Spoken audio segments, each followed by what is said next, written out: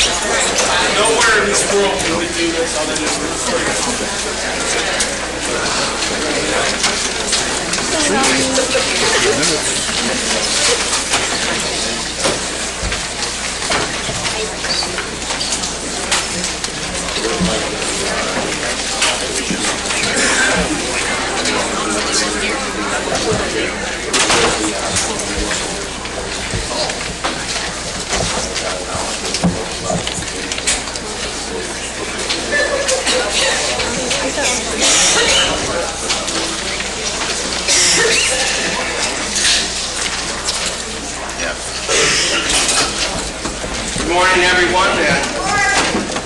Good morning, everyone, and welcome to the recess meeting in the Will County Board for November 21st, 2013.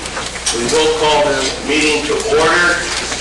One housekeeping item to be changed is before citizens to be heard from PACE, METRA, and RTA, item number 10, honorary resolutions and proclamations, will be offered up by County Board Member Walter Adamick and County Board Member Margot McDermott.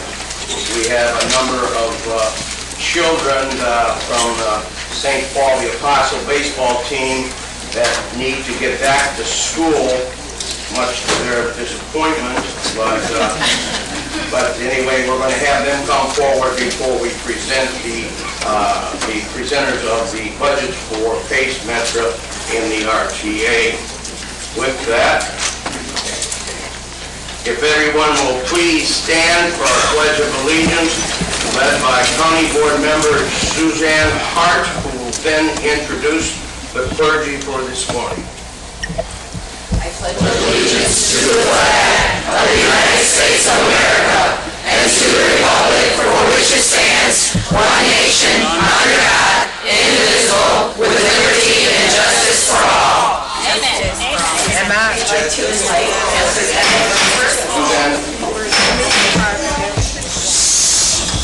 Ladies and gentlemen, we got a full house here today. This is an official county board meeting. It is not a rally. It is not a protest. We're here to participate in the Will County Board meeting. I will ask for your attention. No interruptions, no outbursts. This is a board meeting that these members are here on their monthly business to conduct. So let's hope that we can abide by those rules and everything will go well. We welcome you here in your endeavor, but we are in a bona fide county board meeting. Ms. Hart, please continue. I'm sorry. Thank you. We welcome Pastor Kevin Cooper with the Judson Memorial Baptist Church in Joliet. Welcome. Let's join together in prayer. Almighty God, we recognize you as Creator and understand that we have no wisdom without you. And so we ask for your wisdom today. We ask that your presence be made known. We simply ask that in the midst of doing business as you've ordained governments to do, that your wisdom will be heard and that those who are in need will be taken care of, that business that needs to take place can be done. I thank you for those who are willing to serve, who spend their time serving this county. We appreciate what they bring, their talents, their gifts, and thank you for their willingness to serve in those capacities. You are indeed a great God. We thank you for our cities, our county. We thank you for the country in which we live in. For you've given us freedoms that we don't have, that we wouldn't have in other places. So we're grateful today. And as we head toward Thanksgiving for our whole nation, we just want to give you thanks for what we do have. In Jesus' name, amen. Amen.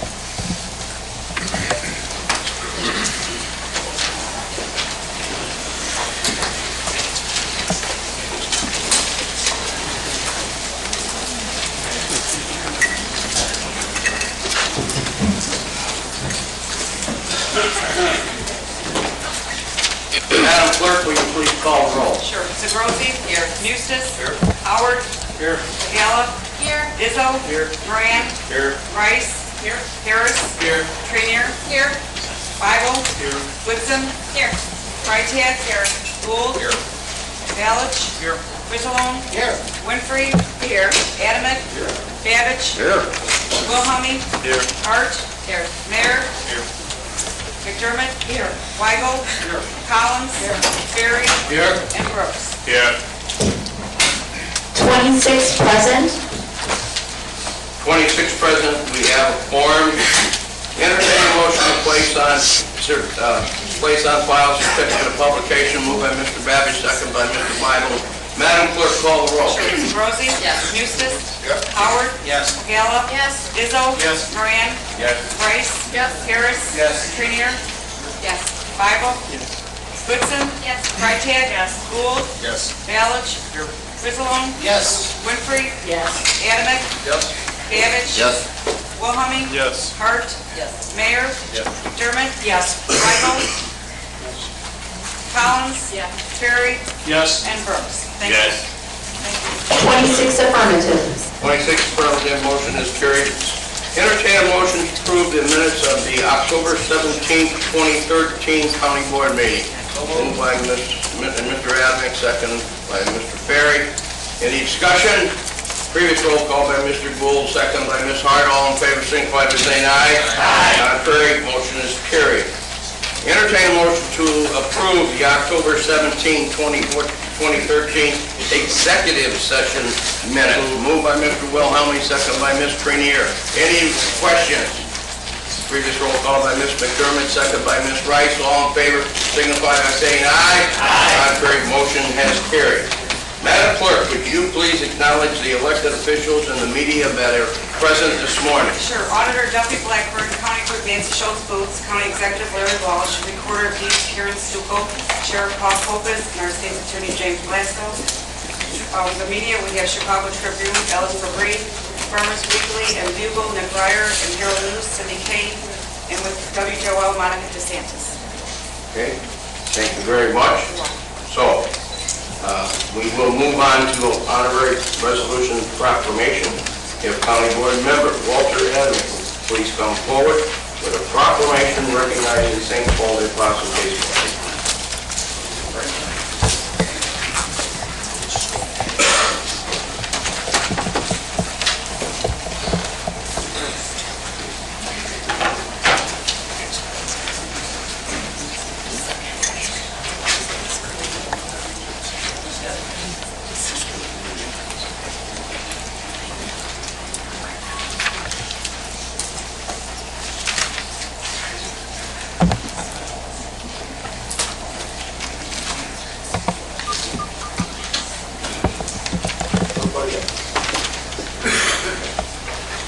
Thank you, Mr. Executive.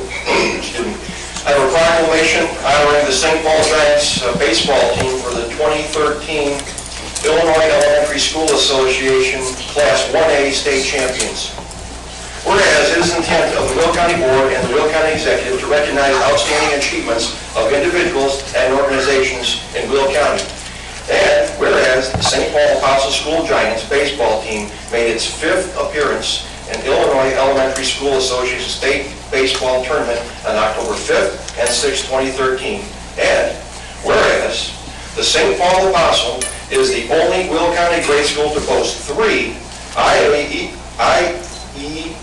State Baseball Championships in the last decade, also winning the title in 2006 and 2007. And whereas, under the dedicated leadership of coaches Mike Malone, Tom Terrell, and Brian Stroud, who volunteered countless hours of practice to help these players reach their full potential as a championship baseball team, and whereas, competing against 85 teams in 16 regional tournaments across the state of Illinois, the Giants shut out both Springfield Blessed Sacrament Bruins 10-0 in the quarterfinals and Findlay-Oklahoma Valley Timberwolves 8-0 in the semifinals. And whereas the St. Paul Giants defeated Martinville Oak Grove West Eagles 8-6 and captured the 2013 IESA Class 1A state championship. Now, therefore, be it resolved that the Will County Board and the Will County Executive duly recognize St. Paul the Apostle baseball team for its outstanding season, capturing the IESA 1A State Baseball Championship. Be it further resolved that the Will County Board and the Will County Executive wish these exceptional young men and their families and their coaches continued success in the future. Dated this 21st day of November 2013. I so move. Moved by Mr. Adamick, second by Mr. Babbage. All in favor signify by saying aye. Aye. Contrary, motion is carried. Congratulations.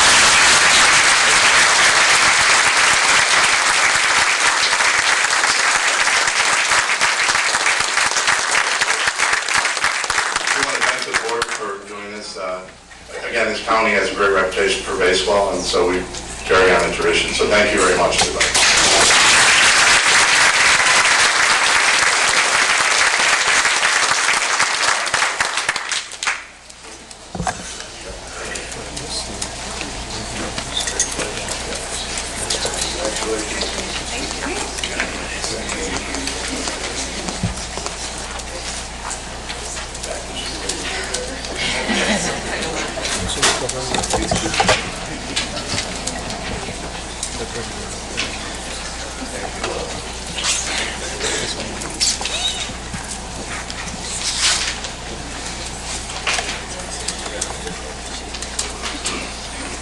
Now, County Board Member Martin McDermott will make a presentation on recognizing Joliet Junior College Culinary Arts Team.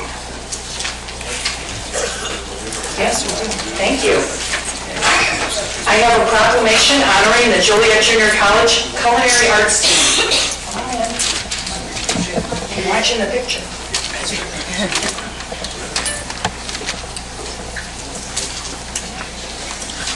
Whereas the Joliet Junior College Culinary Arts Department continues to excel in state, regional, and national competitions. And whereas the 2013 Culinary Arts team, comprised of Jacob Bernard, Joe Biskey, Amy Gutierrez, Timothy Barron, and Vince Cassidy, won the gold medal in the American Culinary Federation National Competition in July in Las Vegas. And whereas Jackie Adamonis won first place in the Student Chef of the Year National Competition with her elaborate entree creation. And whereas the 2013 Culinary Arts team, led by Chef Tim Bucci, Chef Kyle Richardson, and Chef Suzette Simpson, received a gold medal at the American Culinary Federation Central Region Competition in April in Little Rock, Arkansas. And whereas, under the leadership of Department Chair Mike McGreal, the Joliet Junior College Culinary Arts Team has been named the Illinois champions every year since 2003 and also won the national championship in 2011. Now, therefore, be it resolved that the Will County Board and the Will County Executive do hereby congratulate the 2013 Joliet Junior College Culinary Arts Team on these achievements and wishes them continued success as they begin their careers in the culinary industry. And I so move. Moved by Ms. McMillan, second by Jim Eustace. All in favor signify by saying aye. Aye. Contrary, motion is carried.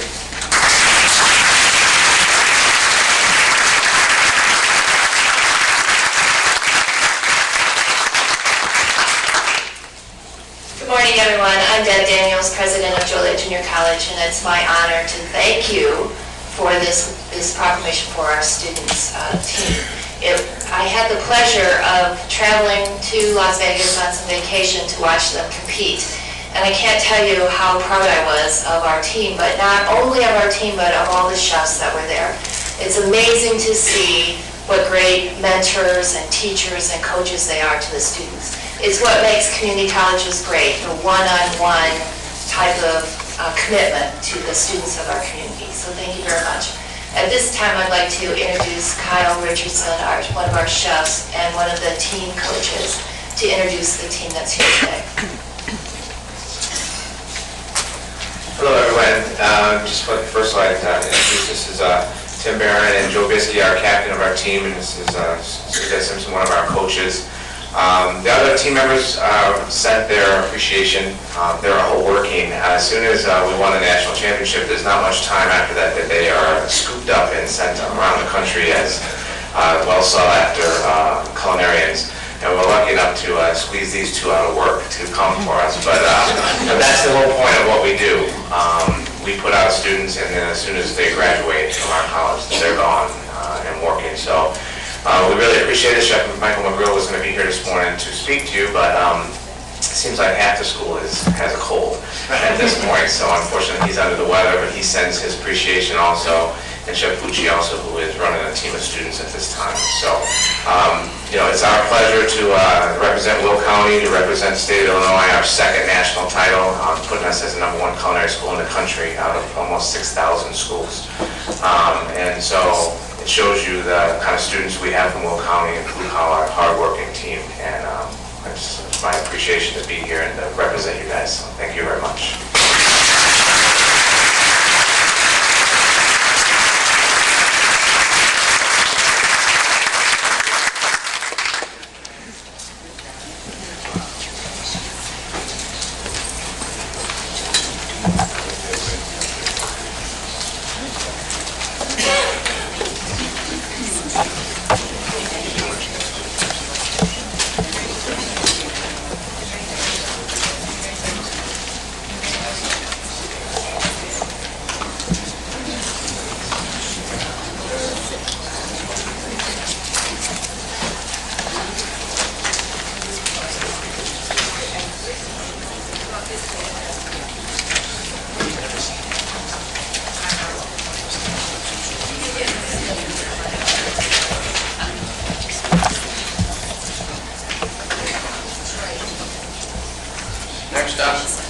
Next on the agenda will be the presentation of the 2014 program and budget of Metra.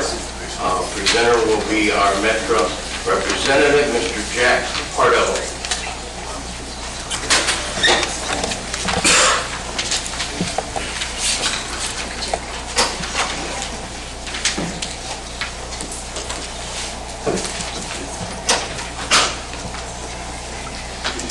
This will be short and sweet this morning because it looks like you have an exciting day planned.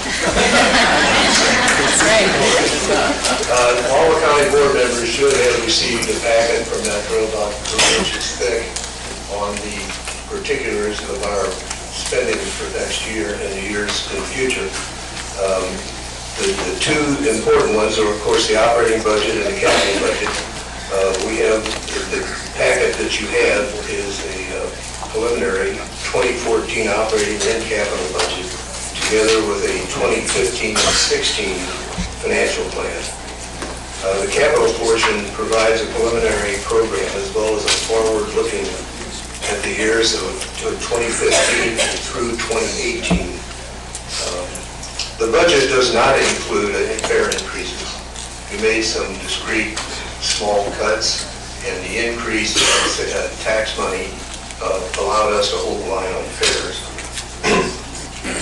Metra's been given a target of 53% of fare box recovery from our RTA parent. We plan to make that recovery of 53%. Passenger revenues for this next year are anticipated to be in the $310 million area, which is $12 million higher than the 2012 actual and $4 million higher than projected 2013. So we're on the right track. Metro projects a $12 million, that's a 1.7% increase in total operating expense versus the 2013 budget. The cost change is largely driven by, inflationary contract and non-contract compensation and benefits.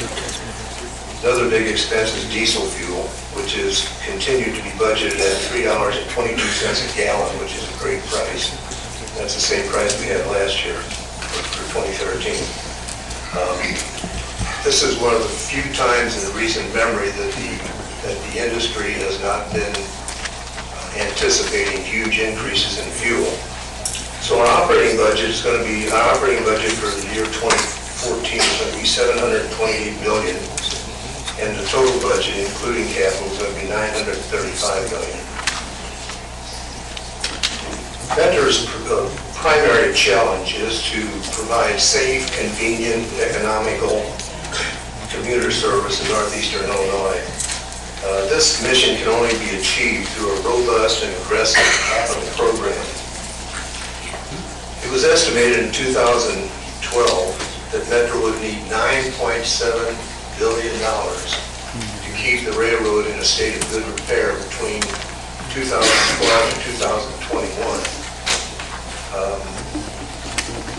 Optimistically, it only seems reasonable that we would receive probably $2 billion of that 9.7. So that means we're going to be short 75% of what we anticipate our needs to be to keep the railroad in good shape.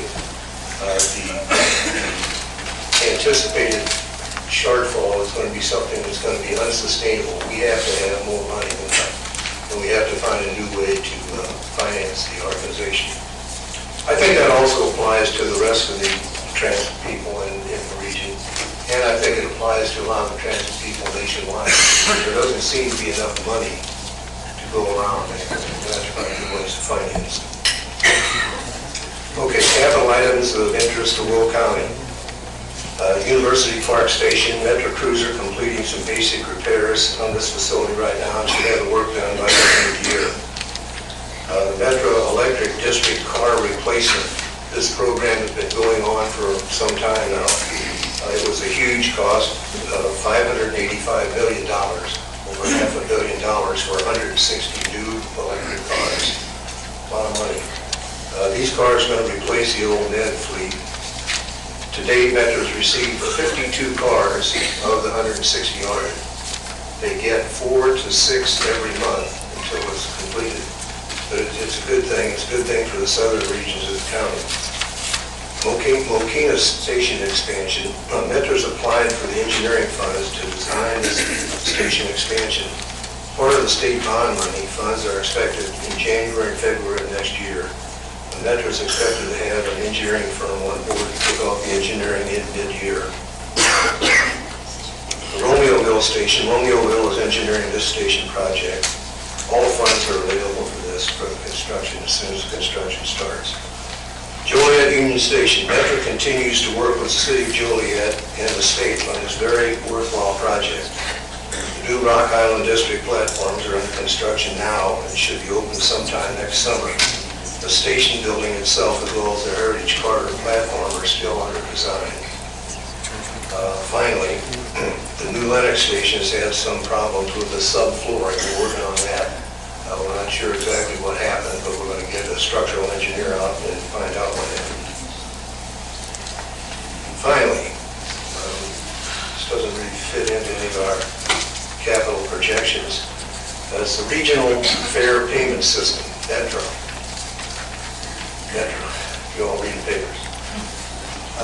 Recognizing that Metro is part of a regional transportation system, we've decided to participate and support the CTA in their open fare system. To date, we can accept a retail portion of the Metro card in our ticket windows and in our machines. The next step is going to be redevelopment and transition to full acceptance of Metro. Metro is having some troubles right now. I think they're going to make it. I think they'll come out of it. And we should be associated with Pace and Metro in that venture. That is the extent of my presentation. Thank you, Jack. I have been notified, though, that we here, County Board, has not received any of the budget documents. They have not received. Melissa, Sure. Is anybody else? All county board members, and of course, I don't think this one was done in October. Did we get some? Okay. Well, I don't know. Okay. We may need some additional. I'll make sure. Yeah, okay, Jack. Thank you. Questions, Mr. Mayor? Partlou, how are you today? Question is, you all go take a look at these joint efforts with this regional transportation.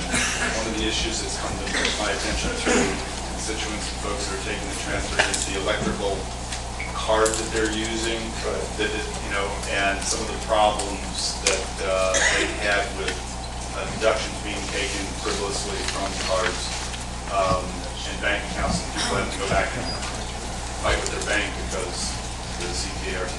aren't doing anything about that. You're aware of that, I know. Well, that's what I was speaking about at the end here. We've agonized over that quite a bit as a veteran, as a board meeting, on whether or not to get involved with the venture corner guy, whether or not I was going to make it. And we finally decided that, like I said, we're part of a regional system. The regional system probably needs that. If it doesn't need Venture, it needs something very much like it. And Venture is started. Venture is out there. They're having some troubles, and like I said, I think they're going to take care of it. And I think we should be involved. We are slightly involved now. We have a different system that pays our CTA, but I think we can mesh it in. It's going to take us a little while. We have a little bit of a mandate from the legislature to have it done next, about 2015, I think. 2015. Seems like government and technology don't always work. That's true. Other questions for Mr. Partlou? Any other questions for Mr. Partlou? Let me just say that Jack Partlou has been on representative for the last 4 years, and I'm putting his name up for reappointment for another 4. He has served us extremely well. He has been very, very good in coming back and talking to us almost on a monthly basis, either via phone call or for all of the activity that's taking place at Metro. And believe me, over the last number of years, we've had a lot of activity. And but Jack has been one of the ones that, out of all the members that either stepped away or were called back, Jack is done, and Jack Schaefer is the only 2, I think, left originally out there on the board, clean as a whistle. So we really appreciate that. Thank you, Jack. You have to do another 4 years, Jack? Thank you, Jack. Thank you very much.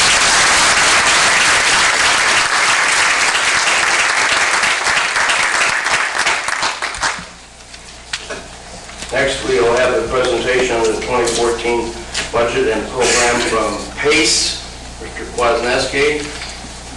Rocky, well, Mr. Kwasniewski's got all the answers. Thank you, County Executive Walsh and County Board, for having us here today to present our budget. With me today is Rocky Donahue, our Deputy Executive Director, and also Beth Gonzalez, the representative for Will County. This year, we have a balanced budget in 2014 with no fare increases or service cuts. This is the 5th consecutive year that we've had our proposed balanced budget without any need for any fare increases or cuts. Our suburban service budget is $215 million for 2014. Our 2013 will mark the 4th year in a row that our ridership gains and our estimated suburban service ridership grew by over 1 million trips in 2014 to 37 million trips total. In Will County, our ridership is up 2.7% from last year. We provide about 850,000 fixed route trips annually in Will County. Our ADA budget is balanced with no plans for fare increases. Our 2014 ADA budget is $160 million. If you recall, we do provide services throughout the Collar counties and also the city of Chicago for ADA. Our ridership on ADA has seen an annual increase of over 1 million trips since we became responsible for ADA in 2007 for the entire region.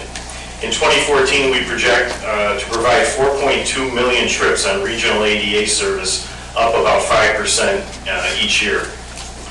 We expect this to continue to grow just obviously as people retire, become disabled, and older. Quite frankly, we are providing a lot more of the service, and we're continuing to work with a lot of partners in this effort. Our capital budget in 2014 is $57 million. The majority of it is to replace rolling stock, our existing buses, to replace those. Some of our accomplishments during this past year, 2013, we launched the Venture system, which just got talked about earlier. This is our first step in a universal fare card system along with CTA and with Metro. Approximately 30% of our riders are using Venture, and Just yesterday, actually, we distributed about 175 cards in the Joliet area to riders to encourage them to use those cards on our system. We're looking for opportunities to expand the places where people can buy the Venture cards in the suburban areas. The city of Chicago obviously had that very well covered when they started that. To date, we're at about a little bit over 1 million taps, which basically means there's been 1 million opportunities where people have used the card on our system. Interesting enough, I think part of the problem that CTA is having is really on their trains, not necessarily on their buses. And I think the difference is the buses are hardwired versus the train stations. I believe there's some cellular communication issues that they're trying to work out. So we believe, as Jack said, we believe that some of these issues will be able to work themselves out. We also added our new service on Interstate 55, the bus on shoulder, which I'm sure some of you are familiar with. A number of you were at the official first ride of it on the shoulders. This area basically brings riders from Will County and Southwest Cook to the Illinois Medical District and North Michigan Avenue in Chicago. We've seen an increase in ridership of over 200% on this daily service, and currently we're carrying over 1,000 passengers a day. We're working very closely with Plainfield, Bolingbrook, and Romeoville to expand parking. Needless to say, I think this is something that really went well, probably too well, very quickly. And we were in a position where we really had to go out and get additional buses, and these are coach buses, so they're not easily available. So we're in the process of acquiring more buses and also working with those communities on expansion of parking within their areas. We also continue to work as a partner with the Joliet Multimodal Project with Metra and the City of Joliet. It's a very exciting project. I think you're going to, as you see things go vertical, I think everybody's going to be a lot more excited about it. PACE contributed, was asked to contribute $1.2 million to the project this past year, and we did that. The bus terminals are projected to be completed by the end of 2014. There'll be approximately 15 bus bays and also an inside waiting area, which will be really enhanced compared to what we've got right now. We also continue to work with Will County on the implementation of the County Paratransit program. As you know, obviously, it's a very important program to PACE and also to Will County. We thank Nick Palmer and Wendy Garlich for their cooperation, and especially Wendy's been working very diligently with PACE staff on this, and we look forward to working continually on this project. Also, obviously, we do work very closely with municipalities and townships throughout the county, and we want to continue to do that. And if there's any questions, I'd be glad to answer them at this point, or any suggestions for PACE service in the future. Any questions, comments for Mr. Wozneski? Mr. Howard? I'd just like to compliment PACE on the job that you guys do out there. Being from a predominantly rural area on the unincorporated township out in the southeastern Will County, it's imperative that we have this type of service out there and that we improve this type of service and continually expand it, because as with the gentrification of America, I mean, we're getting a lot of individuals that need this transportation. And out there without a vehicle, that's a prison sentence. Basically, to get everybody to move around, and you do a phenomenal job, and you're very responsive. If there's any questions or whatever, I know as a county board member, I can always contact you and get an answer immediately. So thank you very much. Thank you. Mr. Grossi? Hi, thank you again for your report this morning. One thing that I would like to continue to encourage PACE to do is to open additional satellite facilities for qualification purposes for the PACE door ourselves. Are you talking about for the ADA paratransit service? Okay, part of that, we're working very closely with the RTA on that, so I think the RTA will probably address that. That's their responsibility, but we work closely with them. Appreciate it. Thank you. Other comments? Any other comments? Mr. Mayor? Just that I'm jealous as I sit on 55 and watch the bus go by next to New York. But glad that it's working, because I have noticed that the traffic seems just a tad lighter. Any other comments? Any other comments? Actually, just to mention, sorry to interrupt you, Mr. County Executive, but that program has been so successful, and obviously the launch was here in Will County, but IDOT has really picked that up to look at expanding that perhaps on the Eden's Expressway and also on the Dan Ryan Expressway, which the Dan Ryan would be very, I don't know, it's going to be a big challenge, but they're very excited. They're very excited about that opportunity because it's something that is new for the region and has been very successful in other parts of the country, but this is his first launch here. So. Any other comments? I want to personally thank Mr. Kwasniewski. He's a member from South Cook on the PACE board, but his activities here in Will County as the executive director, Jada, keeps him here probably more than in his own home area. So he's been very active, and as he said, Beth Gonzalez, thank you so much for working with us on the transportation issue, especially in the outlying areas unincorporated Will County. Thank you. Thank you. And the final presentation is 2014 program and budget is a presentation from RTA, and our representative there is J.D. Ross. Ross?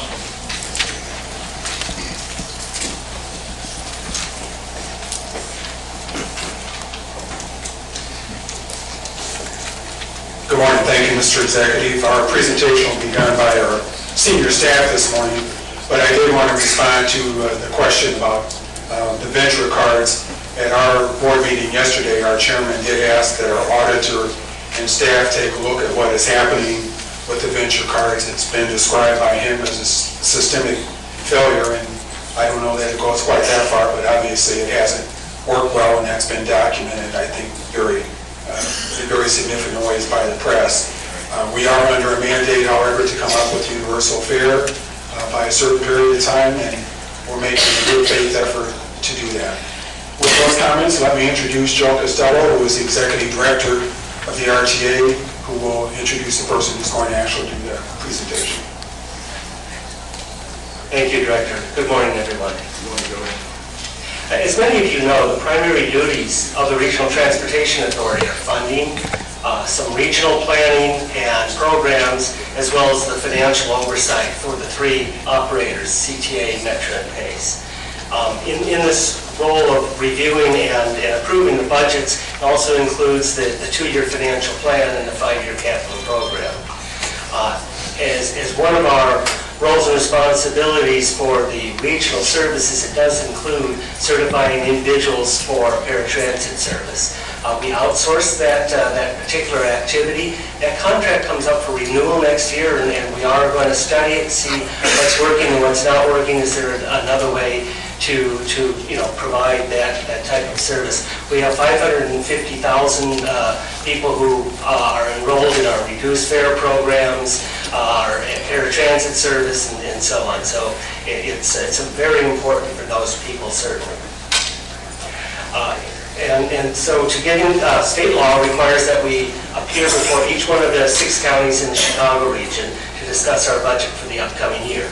To provide that presentation, I will introduce B. Raina Hickey, our Chief Financial Officer, which is a job I had for 16 years. Good morning. So, tough shoes to follow. Again, my name is B. Raina Hickey, and what I'll do is I'll give you a summary of our regional budget, but we also do have some handouts. We have a 4-page summary of each of the service board budgets, Metro, PACE, and CTA, as well as our own. And we also have some factual information about what the RTA does do. For 2014, the service operating budgets are called for stability in service and fare levels, accompanied by modest ridership growth of 1%, as the region continues along the path of recovery. Our total annual expenditures for public transportation in northeastern Illinois are projected at $4.5 billion for 2014. This amount includes $2.8 billion in operating expenses and $1.7 billion in capital investments. So when you hear a lot about the discretionary fund and some of the dollars that are being sought after by each of the service boards, the reality is that there's just not enough money for the investment that's needed to get the system into a state of good repair.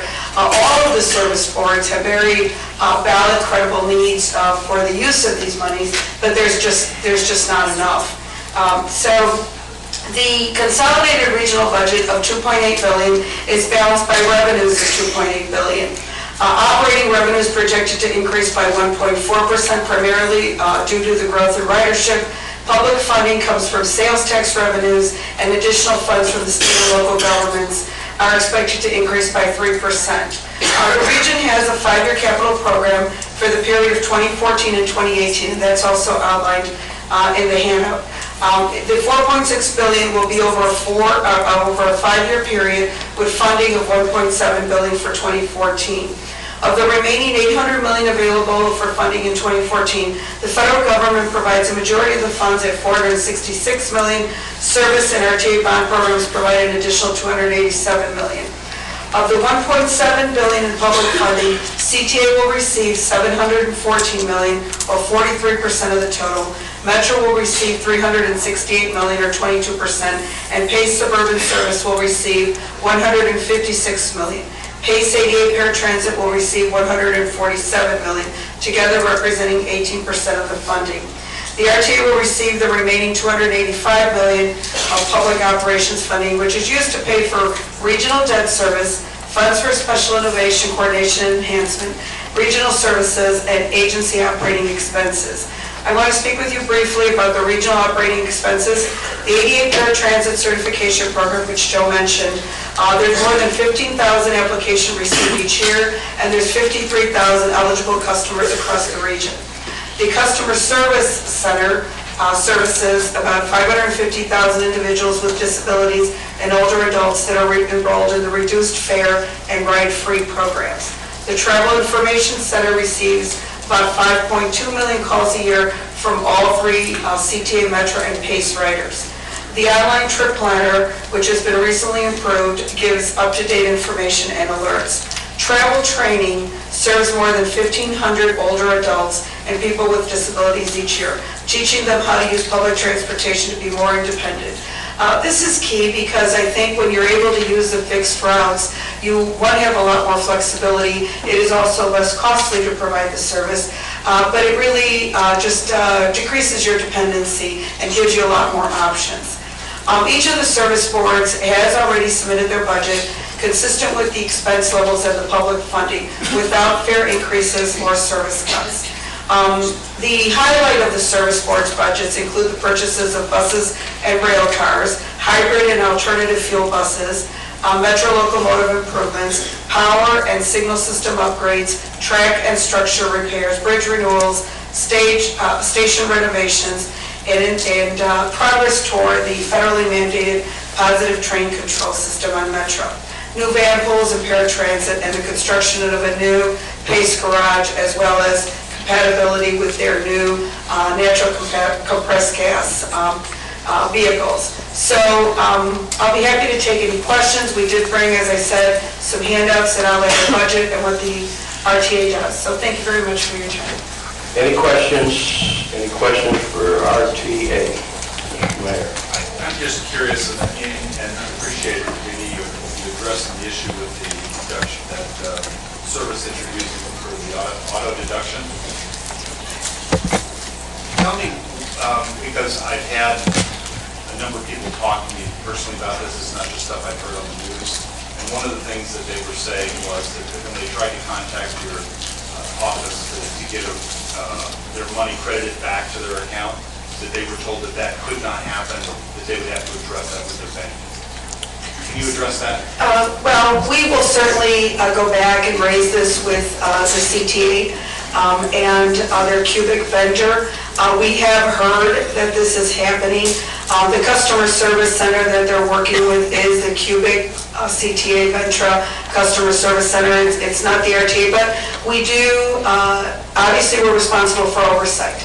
And as such, as Director Ross indicated, Chairman Gates has directed the RTA to conduct an audit that will include such things as the impact of running the original legacy system and the new system dually. Obviously, it was budgeted to shut down at a certain point, and so there's going to be dual operations. There's also the issue of these double taps or charges that have come up. The new issue is that it's also reducing or taking a charge out of other cards in the person's wallet. So I think there's a multitude of issues. That said, though, it's like don't throw the baby out with the bathwater.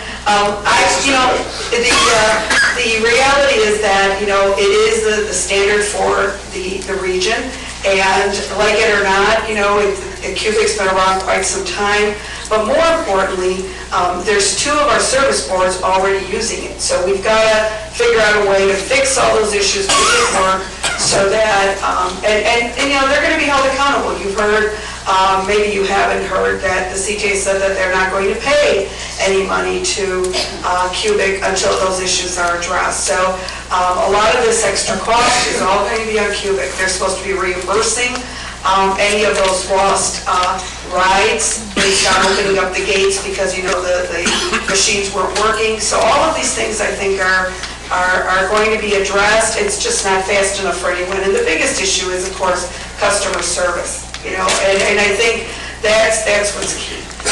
Assuring people that, might take a little time, but we're going to address these things. So, thank you. Yeah. Ms. Zabrowski. Hi. Again, thank you for your presentation this morning. I want to reaffirm what was said before also. We know that 2014, the paratransit 88 door-to-door system is going to be reviewed. Conversations that I've had with other people on this basically stated the reason that Will County, as it was, even though we have ridership here, they felt the reason that we didn't have an actual satellite center for qualification purposes here located was because the ridership wasn't. So, to that end, I think when we have to send our Will County residents out to DuPage County and Naperville for qualification for use of services, it becomes very cumbersome, and these are individuals that are already challenged. So I do want that to definitely be looked at. And we will do that, as our director indicated. We've got to look at use, not just ridership usage, but where are the riders coming from? I understand that there's a number of sites right now. Some have very high volume, some have very low volume. That may not be the best strategic place for some of those sites. The good thing is there is door-to-door service, but I don't undermine the inconvenience of traveling an hour, to get the assessment done. Well, I think something else that needs to be looked at when you see who or where your ridership is actually coming from are those individuals that can't get or see where it's cumbersome to get to that qualification site to become a rider. So, by virtue of the way that it's set up right now, we may be actually missing people who could definitely use that program. The model right now, too, is that everyone's got to come into the sites. We want to explore other ways. There are many other ways to do this. And we want to do it, carefully and strategic, but why do we have to have everybody come in? It begins with that, So there are many other programs that don't do that. So I think it's looking at the whole process, really determining where do you really need someone to make a site visit and where you don't need that. And so those are the kinds of things that have to be looked at as well. Thank you. Any other comments? Any other questions? Any other questions? Okay. Any final comments, J.D.? No, thank you.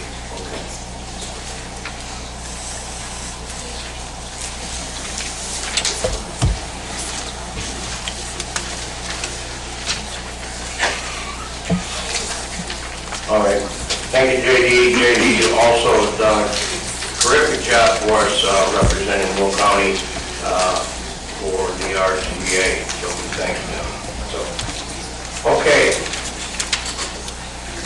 Moving on.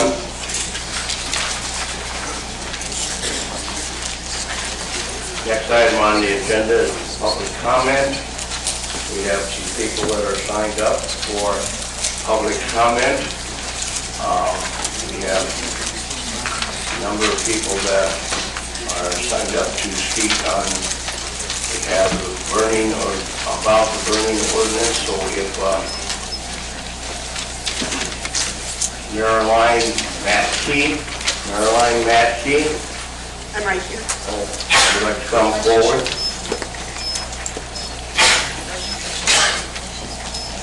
State your name and address for the clerk. Thank you. We got a large agenda here, so... I'll try to be brief. Okay. My name is Marlene Mackey. I live at 2892 Hobart, and I stand before you as a Will County resident since 1973. I also stand before you as a social worker for the last 40 years that have advocated for others. Today, I'm here to advocate for those others as well as myself. In regards to leaf burning, particulate burning affects those with the following diseases, as per the American Lung Association, the American Heart Association, and many more professional organizations that I'm not going to mention. Those populations of Will County include 13,979 children with pediatric asthma, 39,759 adults with asthma, 28,674 adults with chronic obstructive pulmonary disease or other lung diseases, 158,677 individuals with cardiovascular disease, diabetes, 45,250. Sure, okay, thank you. Okay, I'm sorry. I'm a little bit nervous, so please bear with me. Diabetes, 45,259, and adults, 65 and over, 66,075. It also affects all children under the age of 18. They do not have the wherewithal to come in sometimes when their lungs are being affected.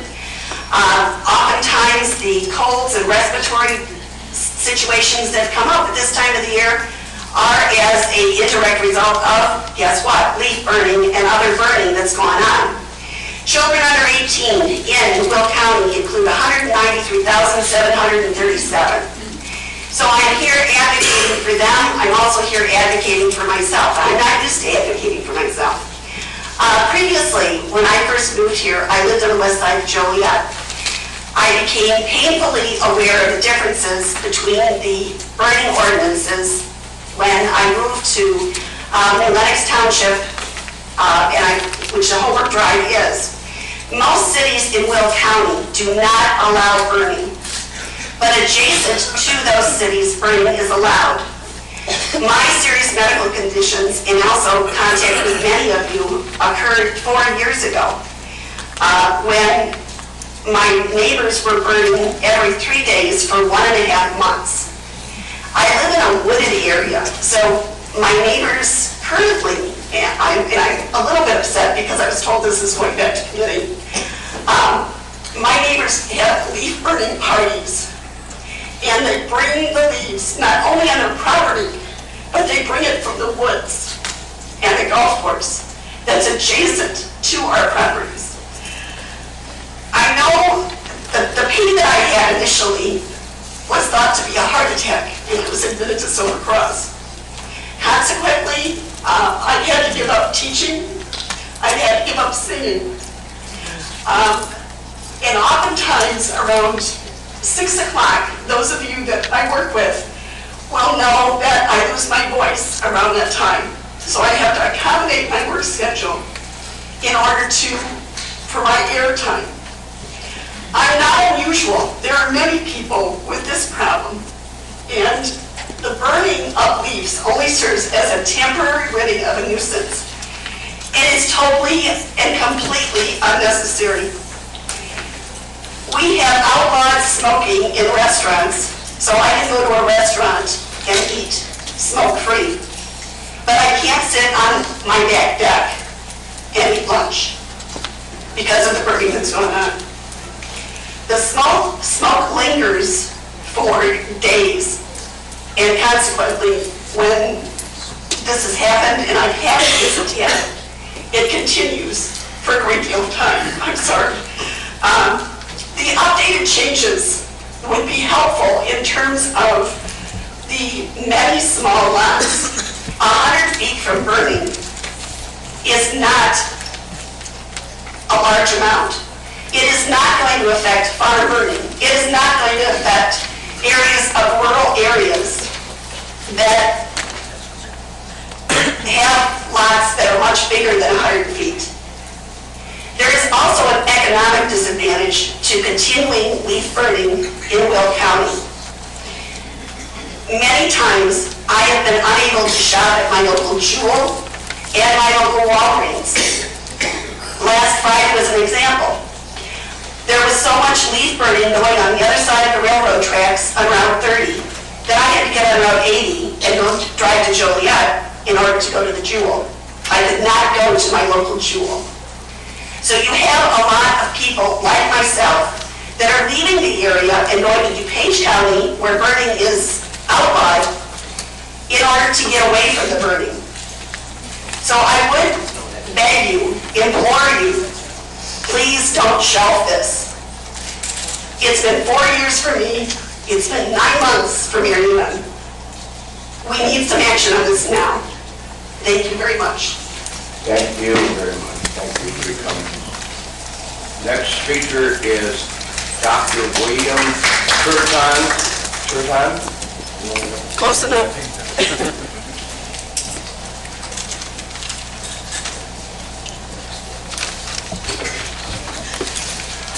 As a professor of psychology, usually I'm the one who's the factual person. Today it's emotional. I'm the husband of Marlene. I'm going to tell you something that all of you could know. Excuse me, sir. State your name for the I'm sorry, I'm William record. Turton, 292 Drive, Joliet, which is in Athletics Township. And for those of you who are not aware, it's right behind River Golf Course. We live in a beautiful place, a dream place, which we cannot really live in during leaf burning season. This is totally emotional, and I implore you. I want you to put yourself in my shoes, because you've all been there. You've watched a loved one suffer, whether it be a spouse, a child, a grandparent, a parent. You've watched somebody suffer, and you've been helpless. I walk into the bedroom, and she's crying. She doesn't want to bother me, but she can't go anywhere. Her lungs hurt her. She was in an auto accident about 3 months ago. She's really good at turning off pain if there's one piece of pain. Right now, her lower back from the accident is hurting her, and she can't turn off the pain because her lungs are hurting her. Watch this. It is miserable. We can't go places. We cancel plans. We're literally locked into the house for about 6-8 weeks every year. Think about it. It's getting to the point where we're looking at probably 2 options. Neither of them we want. One is moving, and one is court action. As I said last week at the hearing, this is a country of majority, and we recognize the rights of the few. I believe we all have the right to breathe. Thank you. Thank you very much, Doctor. Next we have Mary Ann Bonadonna. I'm sorry.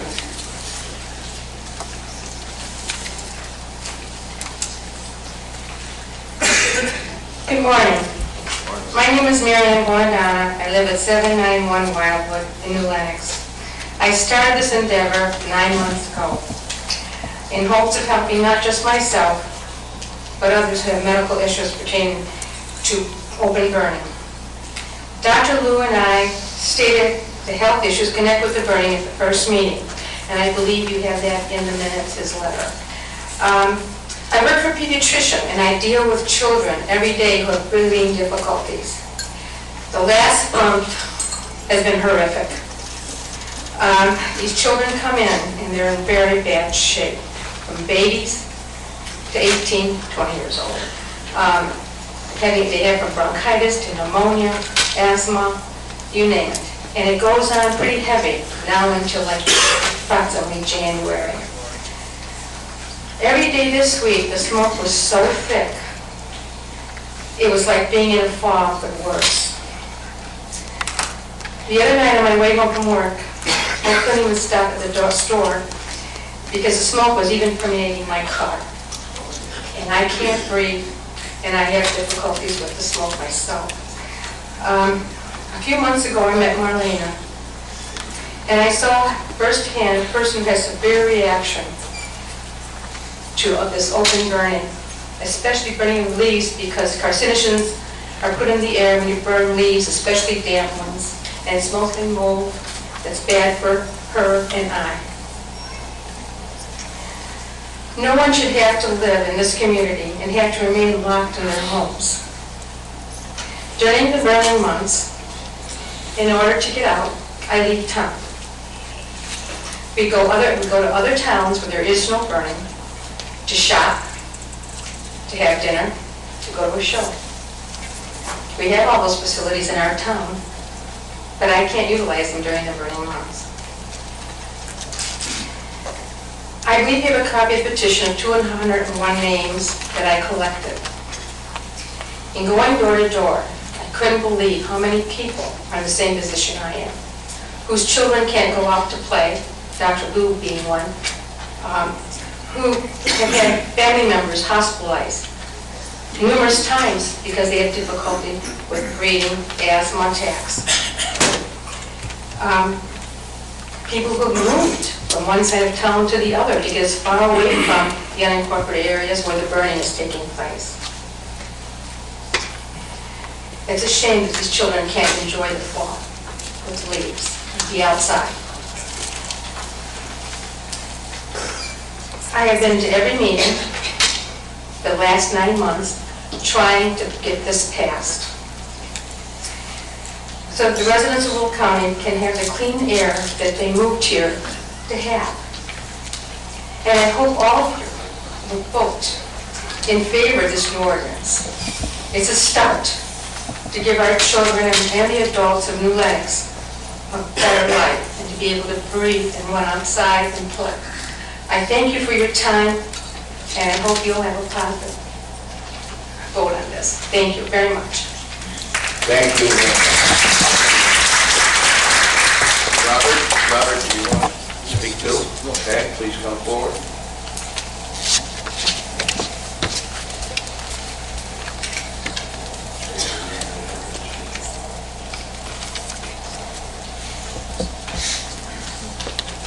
My name is Robert Bonadonna. I live at 791 Wildwood Drive, New Lenox. I can only speak about New Lenox. We moved here almost a little over 10 years ago. The situation wasn't that bad, but as the area has built up, the trees have gotten older. The unincorporated areas that we're referring to, at least that affect us the most at the time, are not these 1 and 2 acre lots that are heavily wooded. They're relatively small lots. I live on a corner, I have almost a half acre. Being in the village itself, I cannot burn. I mulch, put in barrels, put in bags, whatever I got to do. Nobody in this room, I don't believe, thinks that inhaling the smoke is good for you. I heard at the committee meetings that we've been attending for the 9 months, oh, I enjoy that smell. You know what, you're breathing in cancerous carcinogens, you're breathing in mold spores. We remember things differently from when we were 10, 11, 12 years old, I guess. Nothing in that smoke is good for you. The ordinance is to restrict burning 100 feet from any structure, railroad tracks, that's fencing or whatever. That would take care of the vast majority of the issues. It will not affect farms, it will not affect the 1 and 2 acre lot guys. It just doesn't make sense to have to restrict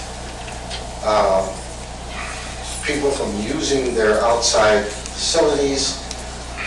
We have a 3-season room that come October to the end of November. This year it seems to go on longer because of the weather. We can't even go on it because of the smoke penetrates the room.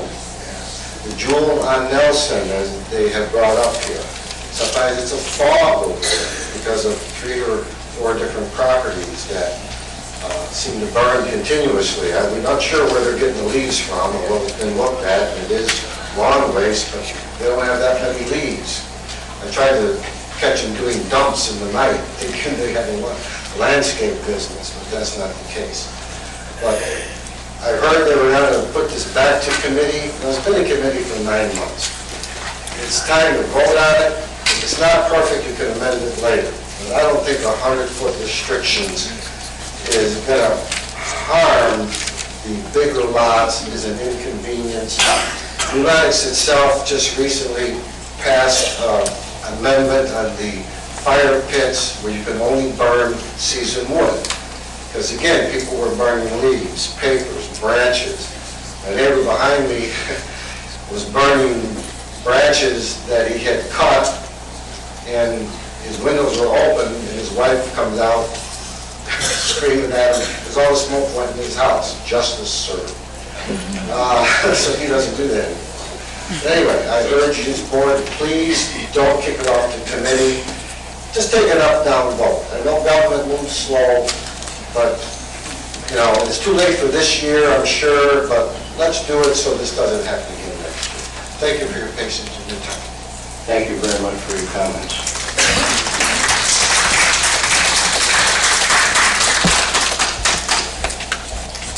Mr. Delrose is, as president of 1028, would you like to be first, or what position would you like to speak? I'd like to be first. Mr. David Delrose.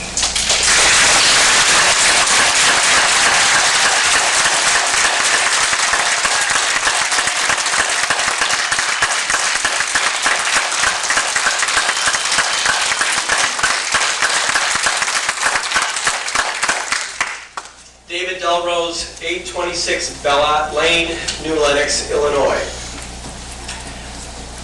Before I begin, I'd like to, on behalf of my members, express our heartfelt condolences to Don Gould for your loss. Good morning, Mr. Speaker, members of the board. I'm Dave Delrose, president of AFSCME Local 1028. Local 1028 members are a vital part of this community. We work in the jail, in the court system to help preserve public safety. We maintain county roads, clear them in the winter storms. We respond to emergencies, accidents, and natural disasters.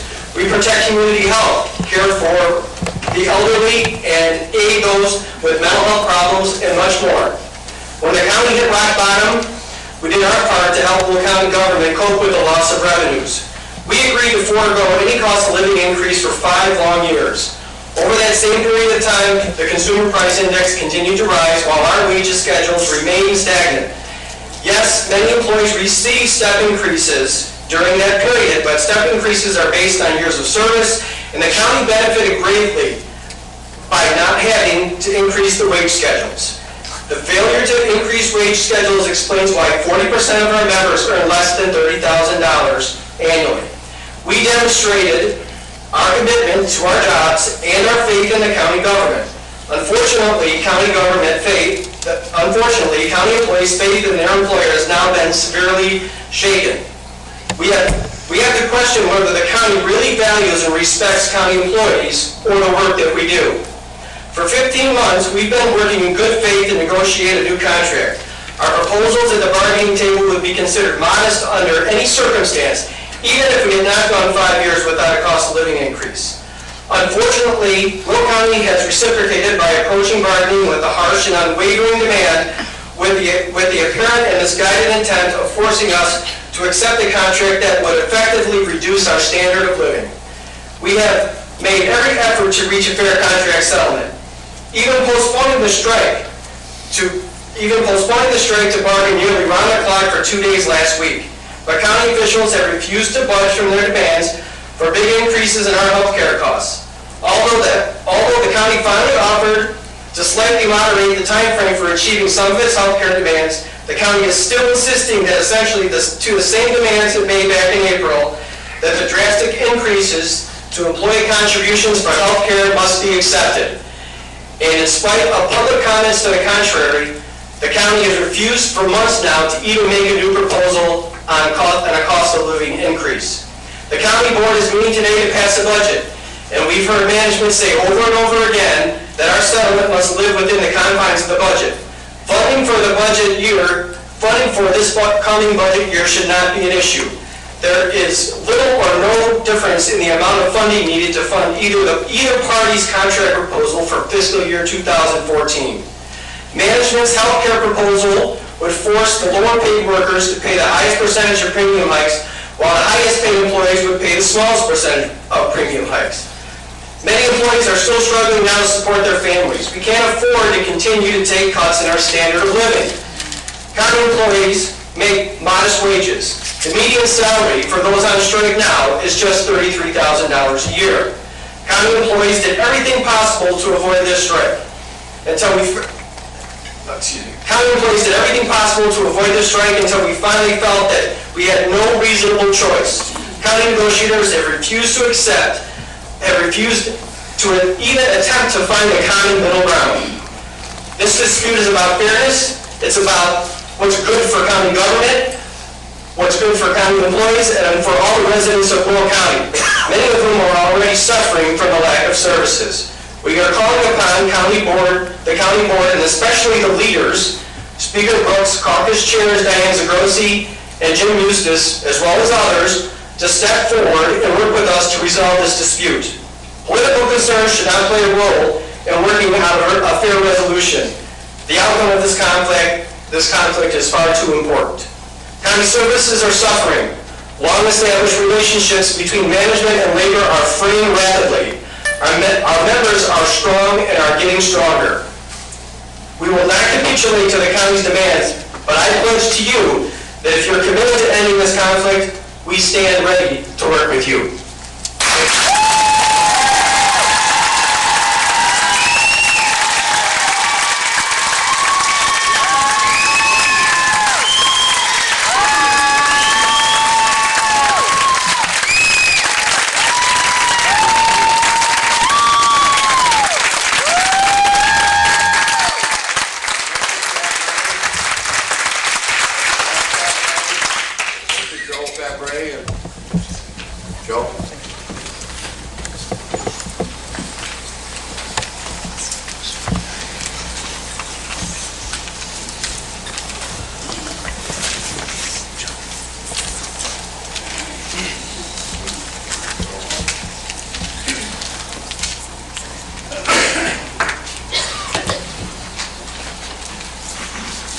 My name's Joe Fabre. I live at 314 Earl Avenue in Joliet, Illinois. I'm here representing the Will Grundy Central Trades Labor Council, along with the United Steelworkers. And before I go any further, I'd just like to let this board know here that we are very committed in supporting these people 100% and getting a fair and equitable contract for these members here.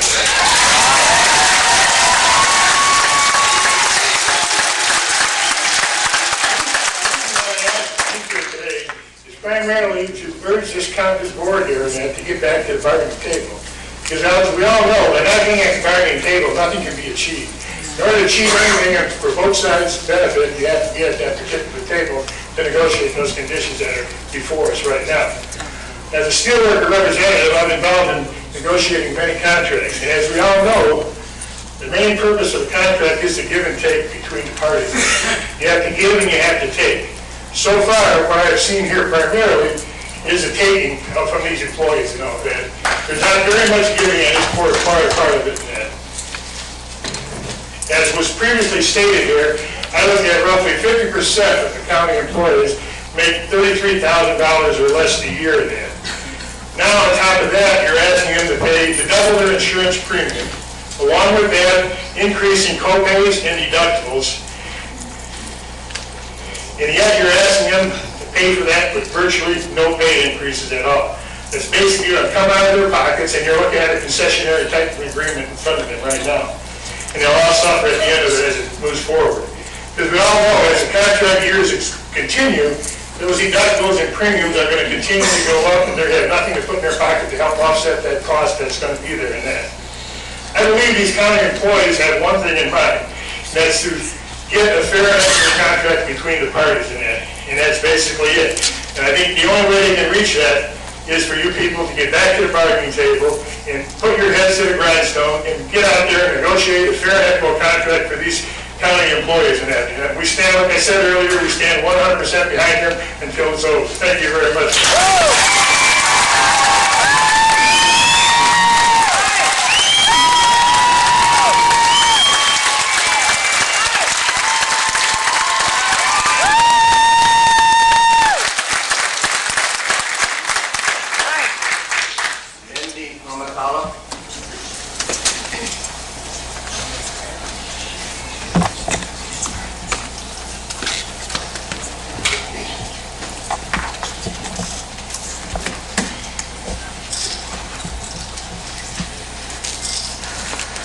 My name is Mindy Pamakawa. I live at 1012 Oneida Street, Joliet, Illinois.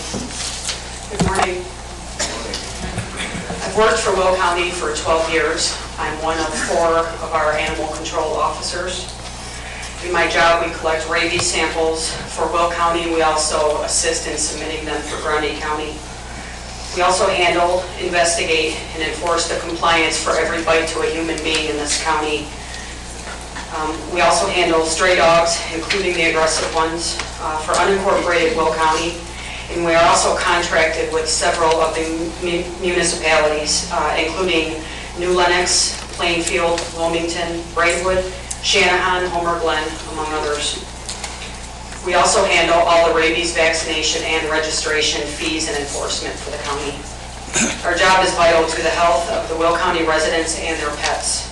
Many municipalities do not have the capability to provide any of the services that we provide. Most people would be surprised to find that after working for this county for 12 years, I only make barely $35,000 a year. My coworkers and I face really dangerous situations on a normal basis. And we do this work because we love animals and we believe in public safety. This is not a job you do for the money, but our work should be respected and fairly compensated. Like my coworkers throughout the county, I am on strike for a fair standard of living.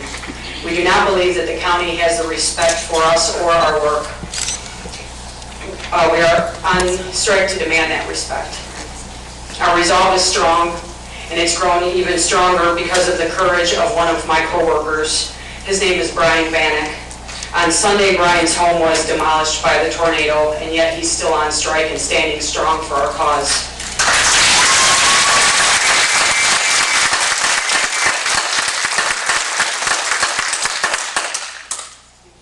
Despite his loss, Brian did take the time to tell all of us that he's gathering strength from our collective efforts. He's encouraged us to keep standing strong for fairness and respect. Even losing his home did not stop him from standing strong. To the members of the county board, you should know that all of us will continue to stand strong until we are treated fairly and with respect. Right.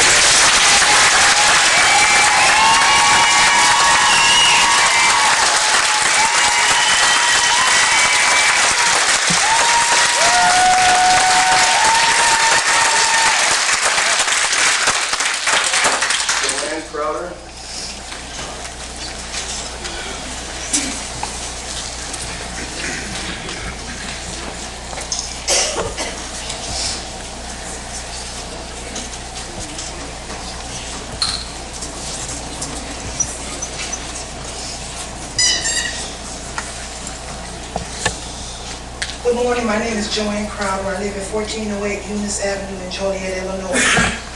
I have worked for 19 years as a registered nurse at Sunny Hill Nursing Home. As Will County employees, we go above and beyond for the citizens of our county. Ask any employee of Will County and they will tell you that they have been doing more with less for the past several years. Now the county is demanding cuts in our standard of living. With your current proposal on the table, you expect us to pay thousands of dollars more for our health care. County negotiators argue that their health insurance proposal is fair. County negotiators aren't trying to make ends meet on $22,000 a year. Many employees of Sunny Hill are among the lowest paid employees in the county. The pay is so low, in fact, some employees qualify for public assistance, like food stamps. I am here today to say that we gladly do our jobs, and we do them well. We want respect. We have been in negotiations for over 15 months, and over again, your negotiator sends us a very clear message. The county doesn't respect us or the work we do. At Sunny Hill Nursing Home, we care for a vulnerable elderly population. They are near the end of their days, and we provide 3 square meals, a clean, warm bed, structured recreational activities, and of course, quality nursing care. But our residents need more than that. They need the kind of care that only dedicated union public servants can provide. Yet on a daily basis, I watch as many of my coworkers who often can barely make ends meet themselves bring in basics for the residents. They buy deodorant, perfume, scented soaps, so that our residents can feel good about themselves. Without the dedicated and yes, organized employees who work at Sunny Hill, our residents are not and will not receive the care they deserve. Some of you on the county board may wonder why we are on strike. I'm here to tell you, we are on strike to demand respect for county employees. We're on strike to defend our standard of living. And let me make it clear, we are strong and we are getting even stronger.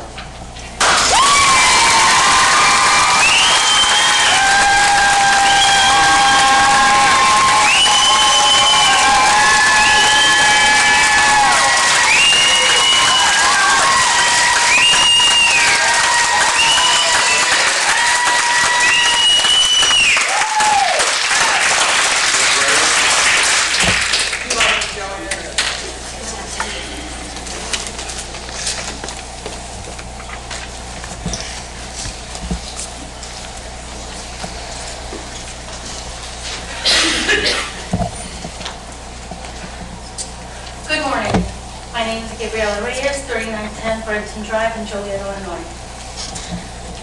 I am an administrative clerk for the Environmental Health Division for the Will County Health Department.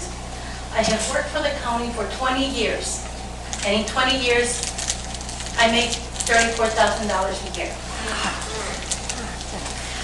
County workers have not had a cost of living in 5 years. The county brags about the steps increase many of us receive. But these steps increases do not change the wage threshold by not even a penny. That's why 40% of our members are now paid less than $30,000 a year. As an administrative clerk, I have many roles.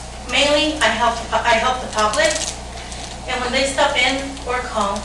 In addition, anytime Spanish speaking is needed from the residents of Will County with the environmental health complaints, I take the calls.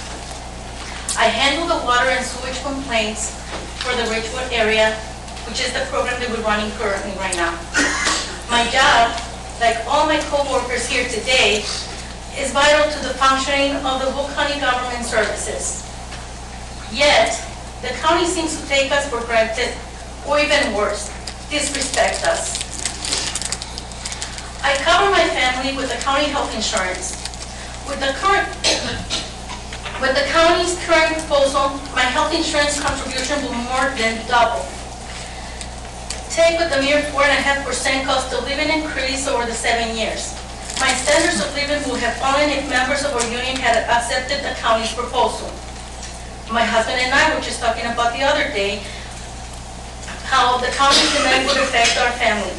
If we accept the county's proposal, we will for sure have to cut back on modest comforts such as our cell phones for the family, cable TV, but most importantly, we will be forced to remove our son from Catholic school. He will be the first of our children without the faith-based education. Because of choices like that, the county has forced us to strike. We are not strike by choice, by of necessity to defend our families and our rights. And believe me, we are getting strong, and our union is stronger than ever now. The county has refused to make a wage proposal for a full month. We merely seek a compromise, and we call on the county board to meet us halfway. We do not want to be disrespected anymore.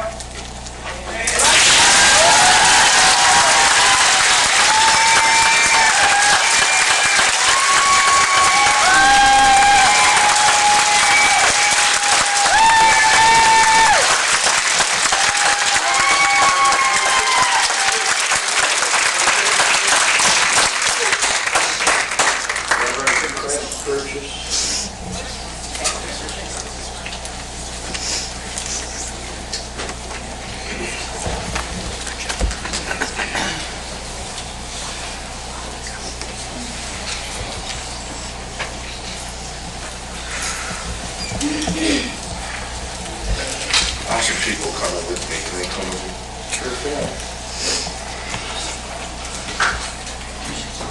morning, everybody. Good morning. Good morning, good morning, good morning. I usually, when I get up, I say hallelujah or something, but I'll refrain from that right now. My name is Craig Purchase. I'm pastor of Mount Zion Full Gospel Tabernacle. I live, which is right down the street. I think some of you parked in my parking lot. I live 12 Longwood Drive, a couple houses from the illustrious Pastor Herbert Brooks. I'm here today to encourage you to come back to the bargaining table, to give these workers a fair deal. I know that each one of you are happy with your plan, your insurance, what you get. And sometimes it's easy to say these people are, you know, we got to do this because they don't deserve, or they don't do that important of a work. But you know, in America, there's an attitude today that we can step on the little guy, and it's all right. Well, I come to say these people out here own this building. These people out here, you work for them. This is our county. I already got an amen there. You are our workers. Amen. I brought with me these young people because sometimes we think in union negotiations that if we can get to the winter season and get to Christmas, people will cave in and fail. We all know winter and Thanksgiving is coming, and if you don't strike, ain't no money to get no turkey. I run a food pantry, so I'm sure I'll see some of the people here. But I want you to know this, that there was a company down the street in Elwood that thought it was nothing because they decided to push people out the door at Thanksgiving. And that encouraged enough, that hurt caused the whole city to stand and say, that's just too much. That's wrong. They've been negotiating 15 months. 15 months of trying to work this out with you. Each one of you. I know that you're good Christian people. I know that you're good people. But I know sometimes we get caught up in the politics. Democrat, Republican, and we can't figure out that these are people.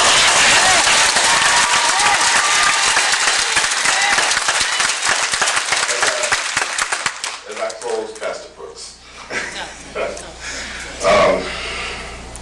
I want you to look at these kids, because in stuff like this, kids end up homeless.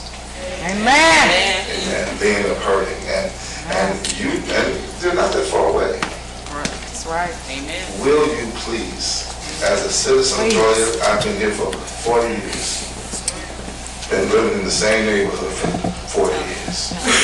Will you please give a little so that these children, you got children, don't you? Grandchildren. That's right. So the children that each one of these people represent, children and grandchildren. Amen. Is going to be affected. So I ask you to do the right thing. Come back to the bargaining table. Thank you. Amen.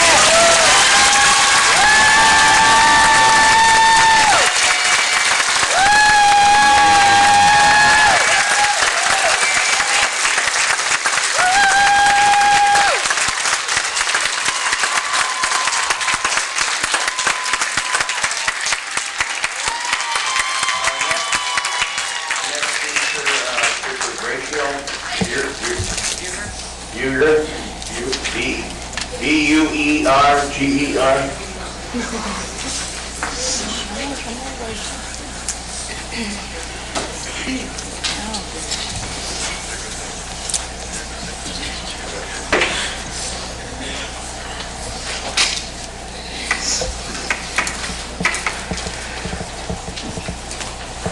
My name is Rachel Berger. I live at 2400 Emerald Street, Joliet, 60435. I just want to say good morning. Good morning. This is the first job that I've ever had that's had a union, so this is a little new to me. I am currently an employee at the Will County Health Department in the Will County Community Health Center in Adult and Pediatric Department.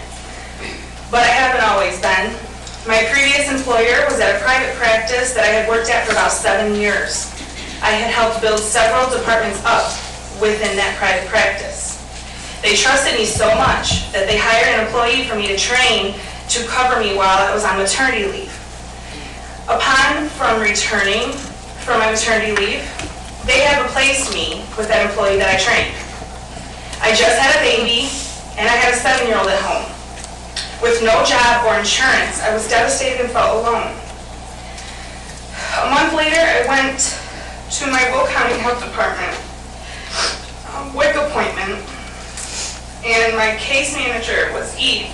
She's a nurse, and I asked her if they were hiring, and she said yes, that I should apply, and I asked her if I could use her as a reference, and she didn't know me. I'm just a regular person.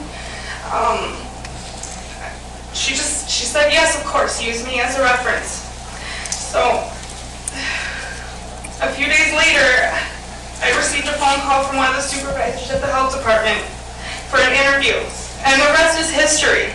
I didn't have a hope, I didn't have a job, I just had a new baby, and she said I could use her information as a reference, not even knowing who I am, and giving me that opportunity. And that's the kind of people that you have working at the health department. It's really amazing the things that these people do.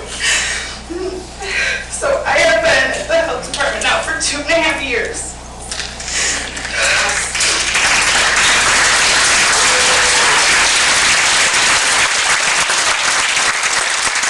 I refuse to turn my back on the health department, on my patients, and my fellow union members who are out here fighting for what we deserve. Our salaries are public information, making it obviously known that I make under $25,000 a year. With rent, insurance, and 2 kids, school, child support that I'm supposed to be getting, but of course I don't, because who gets that anymore? I'm just saying.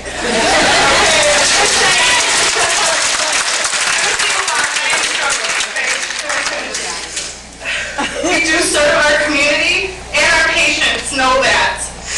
We have other competition out there these days, like Aunt Martha's, but our patients continue to come back to the Will County Health Department to see us. They know that we care about them. Every one of us has a story, and nobody really knows the effects that these previous meetings and negotiations and decisions that have been made, how they affect us. And I'm begging you to please reconsider or come back to the bargaining table. We're not asking for 100% our way. We just want to negotiate. We want to meet you halfway and work on something. I miss my patients, I miss my coworkers, and I miss my job that without Will County Health Department I wouldn't have to this day. So please, we need you as much as you need us. I'm going to leave it at that. So thank you.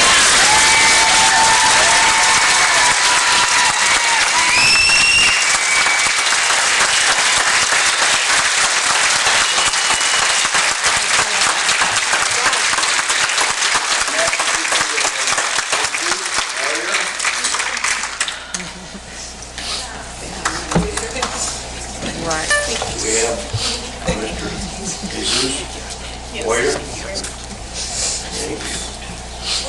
Is not Armella Frankowski. I'm coming.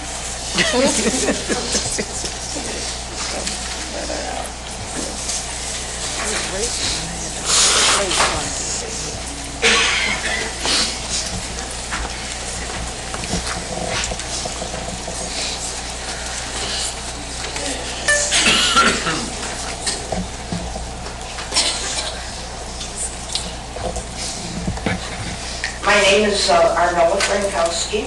I live in Mokina. I've been a resident 38 years. I just don't know where to begin. In all due respect for the people of authority And those people that vote for them, a happy medium, I pray for. Why isn't this seen? Is there a committee that reviews salary and related to income level and increases in food and taxes and so on? Well, all we're asking is for a fair contract. I believe in currency, but I don't believe in embellishing it.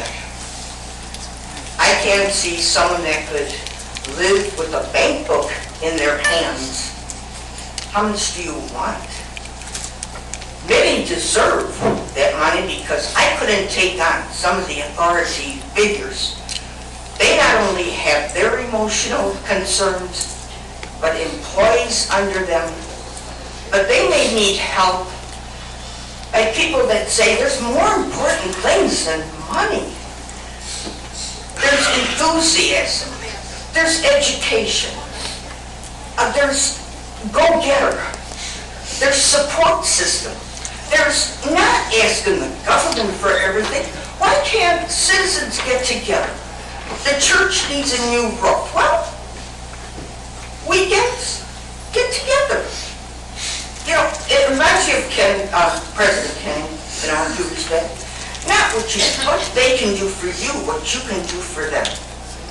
Now, I know a lot of government employees, they have no problems.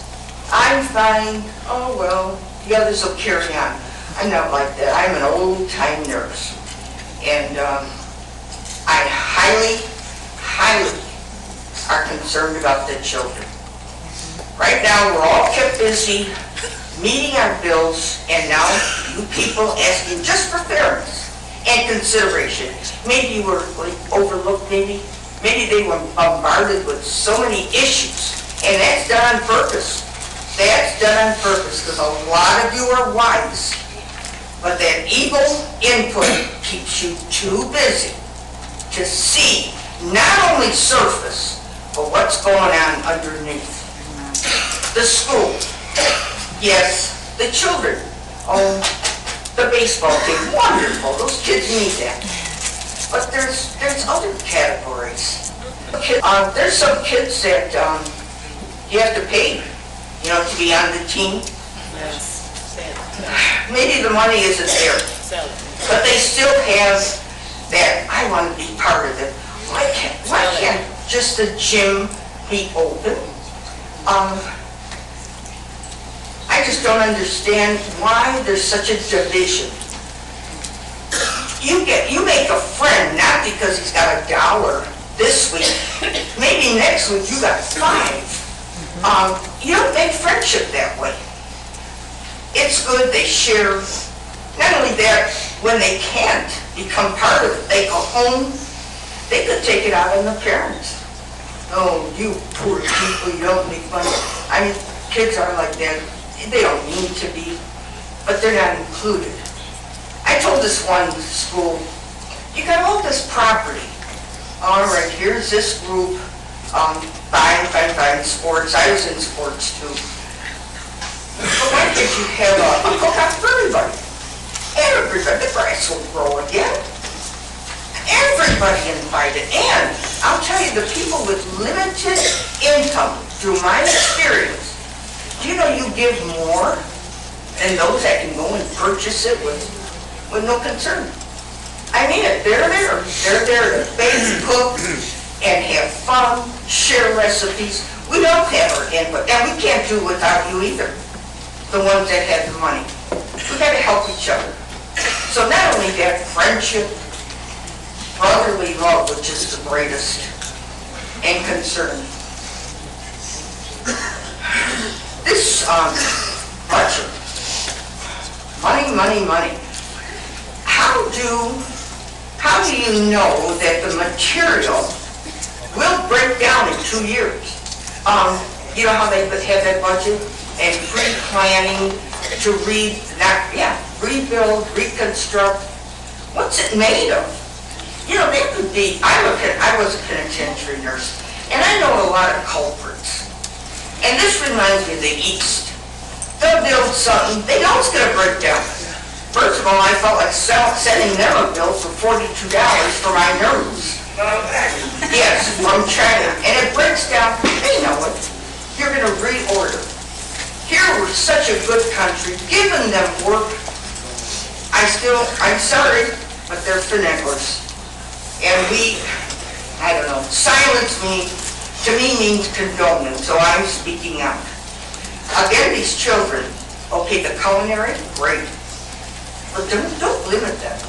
They're in the years, I think they're undecided. Give them room. Maybe they like that, but don't push. Don't right away put walls up. You gotta pursue it. No, cool it.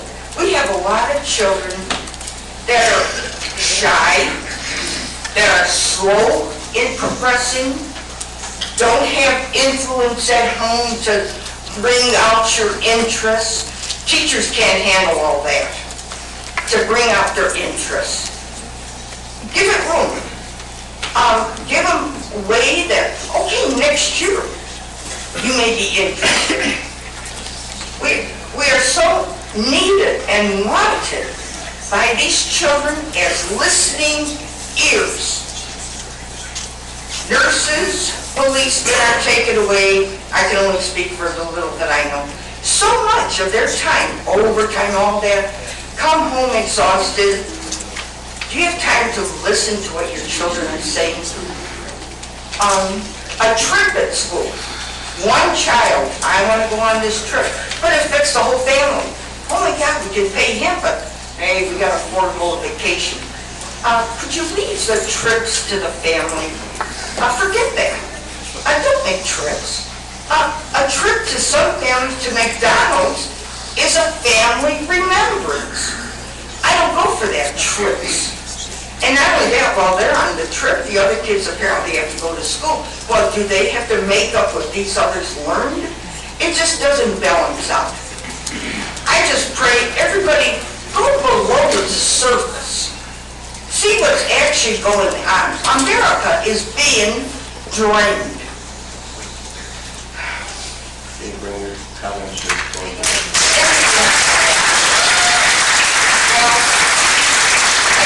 I'm an old timer and I'm a good one for scrutinizing common sense and reality. The leaf burning. There was an incident, there were 40. Am I interrupting? Oh, I'm sorry. The leaf burning, 40 of our boys were hurt. And I said to the chief, Chief, how could that be? So I asked him, is there a possibility, like you remember gas warfare, germ warfare, all that? If these bushes are sprayed previously, I'm not kidding, this is going on, previously, once fire is set, it emits gaseous fumes, and that jeopardizes. I'll tell you, we need prayer. He said, a possibility. And I'll tell you, we are jeopardized. And also, the leaf burning, like I said, I'm a firm advocate of carbon. Clean, healthy, nutritious carbon. And carbon is so powerful to fight against poisonous gas. That's when the leaves aren't tampered with. So be careful. Ma'am, can we bring our comments to a close, please? I'm sorry? Can we bring your comments to a close? We try to get everybody to the close. I know, I have a lot to say. So anyway, no, but you know what? Okay, one big thing. Will County, the chief judge, is not Judge Kinney anymore. He wants to build a new courthouse because there's no room for 3 judges. Sir, how much more are you going to drain America? And you are ignoring the people. with their needs, and they do the work. Thank you.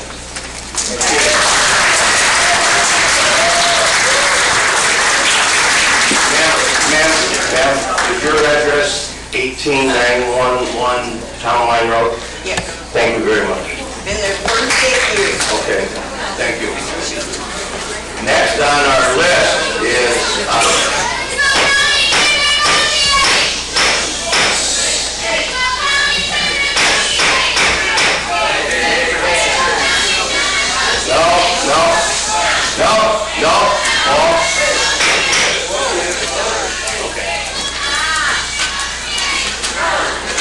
I have on my list that Warren Doris is to speak, but is Reverend Warren Doris here?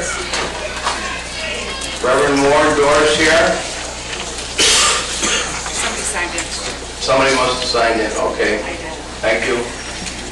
That's all. Anybody else wish to make any comments? That's all we have signed up, but if anybody else wants to make any comments, I'd like to make a comment. then you come forward, state your name and address, and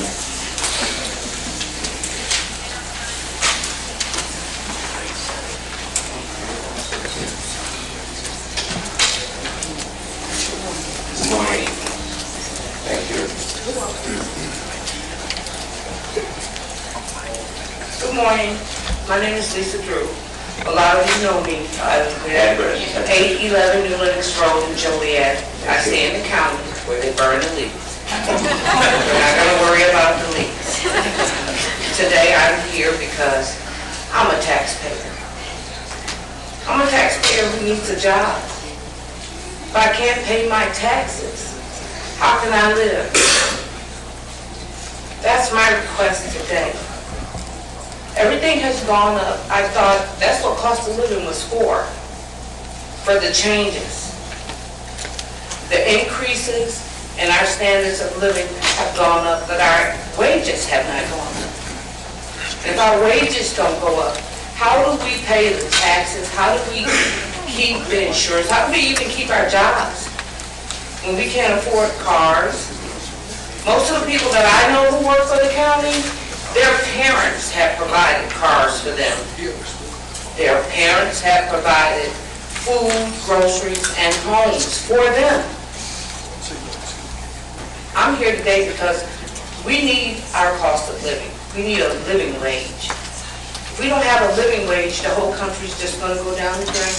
Who's going to buy the car? Who's going to buy the Gucci shoes? Reagan? I know everybody here, and you know us. We're working people. The county is working people. Look at the mothers out there.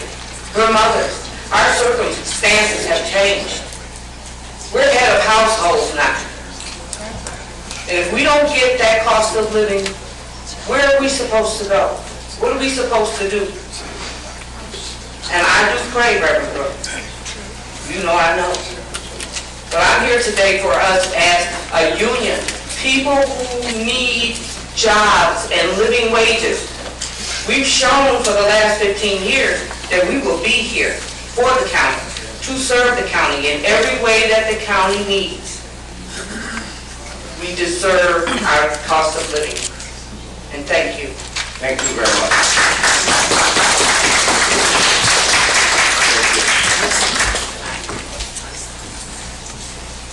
Seeing no other, we'll move on in our... Can I just say one thing? Yes, please. Sure. Just state your name and address. My name is Teresa Ortez. I live on the east side of Joliet, which is in New Lenox. And I wanted to say thank you to Officer Lopez because he brought me an application that my husband was holding so that I can get insurance from where he worked. And kudos to him. So that's all I wanted to say. Thank you. Thank you very much. Yes, sir. Somebody else got here? Yes, sir. Ma'am?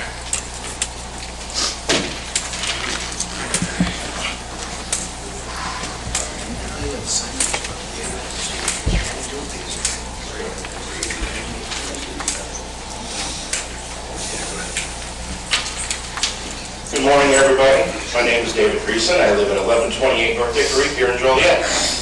I'm a disabled vet, and I'm worried about where I'm going to be able to pay my bills. My wife works for the county. I am unable to work. Not through choice, but through need. She's on strike right now. I'm worried about paying next month's bills. I don't know if I'm going to be able to keep the lights on. I don't know if I'm going to be able to keep heating the house. We're not asking for a lot. We're just simply asking to be able to survive for the next month. That's all. We know that we have to pay more in insurance. We are aware of that. We know things are tight. But we also know that we haven't received a raise in years. But not everybody in this room can say that. We're not asking for a huge amount. We're not asking for double digits. But then again, not everybody in this room can say that. We don't want anything that's unfair. We want what's fair. Now, we might not see things the way you do, but I can almost guarantee that you don't see things the way we do.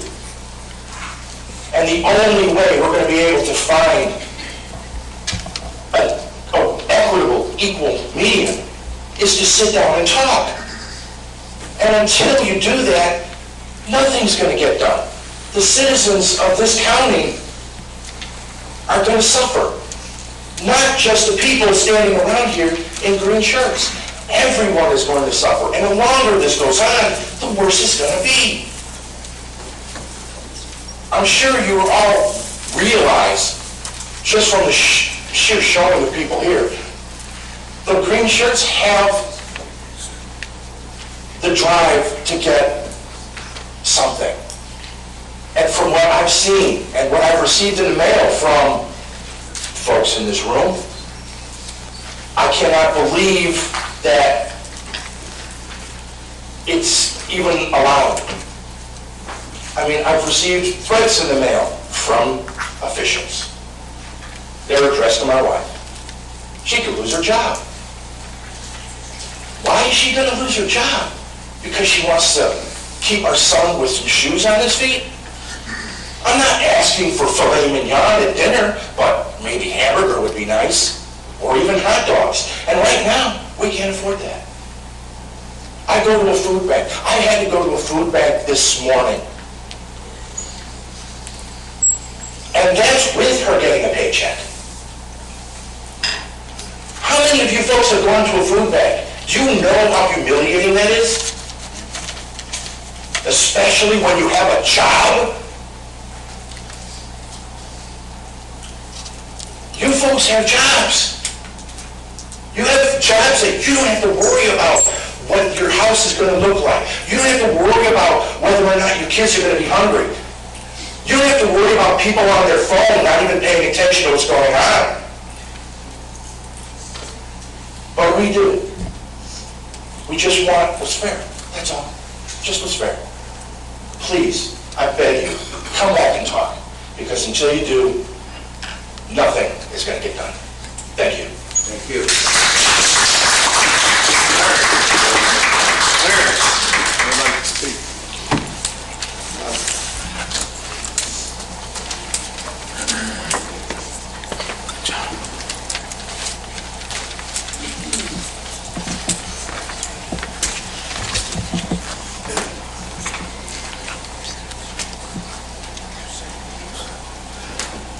My name is Chris Walhummy. I live at 965 Campbell, Joliet, Illinois. Been a county employee for 28 years. I work for the Sheriff's Department. I've had urine and feces thrown on me many a times. Many things I've had to do at that jail for this county.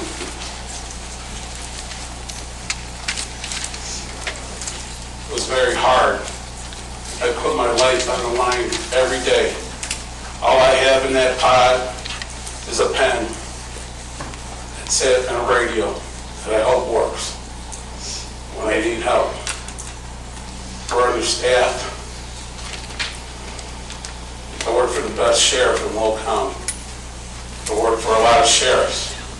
His name is Paul Copus. He's been a true friend to us. He stands with us day after day. He had the vision a long time ago to approach this county board with a new jail coming up, expansions. He saw that he needed much more than what people were telling him he could have. It wasn't easy, but he worked with you. Out of respect for his employees. He asked for a public safety tax, which you led deaf ears to.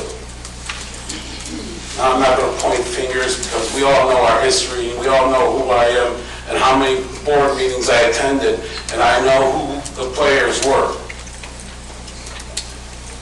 But when you vote on stuff, and it affects our families, it affects our safety, it affects whether I go home at night to the people that I love. And I've served this county for many years and been in situations that you can't even think of. And I'll tell you one of them. When I started about 6 months into my tutelage as a deputy correctional officer, a sworn member of law enforcement, I walked up to my Sergeant Brian Fink and I said to him, Brian, something's going on the west side of the jail. These guys are pounding on the side of the TV, and I can't hear stuff going on back in the jail. And if you know the old jail, which we call the mushroom factory, there was no light, the sound stayed in there. It wasn't good, people. It wasn't good. Now we have a new facility that's got direct supervision, which is the epitome of corrections now. It's the best system. It costs you less because inmates aren't treated with disrespect. They're treated with respect, and they respect us every day because we respect them. Respect is a two-way street. The next time a man of vision sits there and says, do a public safety tax, which most of our people, our citizens, will vote on, please take heed of it. Now, I know you did a nursing home referendum. My father's there. He doesn't even know who he is anymore. My aunt is there, who used to make me apple pie. She doesn't even know who she is anymore. Who taught me how to make raviolis, Italiano. But we need people with vision. We need people to see beyond tomorrow. One of the only smart things that I've ever seen this county do is agree to make a kitchen bigger for expansion. It's time to start thinking outside the box, people. It's time to come to an equitable, a real fair contract where these people don't have to go on public aid, where these people have dignity and respect, because we give it to you every day. And in ending, I'd like to say one thing. Don, I'm heartily sorry for your loss. Thank you, thank you. Okay, we're moving on our agenda. Thank you, Chris. Thank you, everyone that was here.